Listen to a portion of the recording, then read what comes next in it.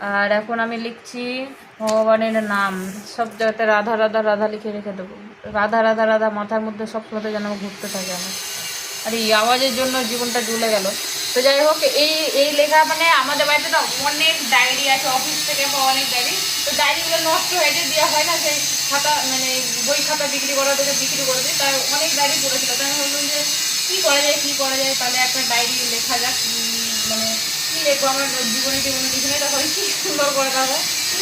এইখানে হরে কৃষ্ণ দেখো, রাধে রাধে হরে কৃষ্ণ রাধে রাধে লিখেছে। এগুলো আমার খুব ভালো লাগে। আগেও আমরা বইয়ে এইভাবেই লিখতাম। এই দেখো, দেখতে ভালো লাগে আমার এই লেখাগুলো।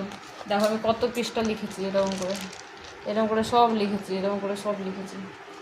তো এগুলো লেখার কারণ হচ্ছে ডায়েরিগুলো ফাঁকা পড়ে থাকবে, তার থেকে ভগবানের নাম লিখি।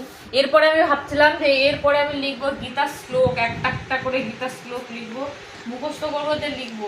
তাই ভাবছিলাম, কিন্তু মুখস্থ হয় না। মানে বলে যে গীতার শ্লোক যদি ভুল হয়ে যায় তাহলে পাপ হয়, এটা বলে। সেই জন্য ভয় আমি মানে বই লেখা পড়ি না, দেখে আমি বলতে পারবো না। সেটাই হচ্ছে কথা।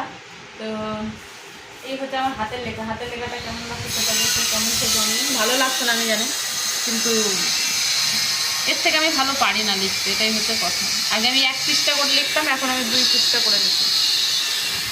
দিন একটা উন্নতি হচ্ছে, তাই মনে হচ্ছে এখন আমার।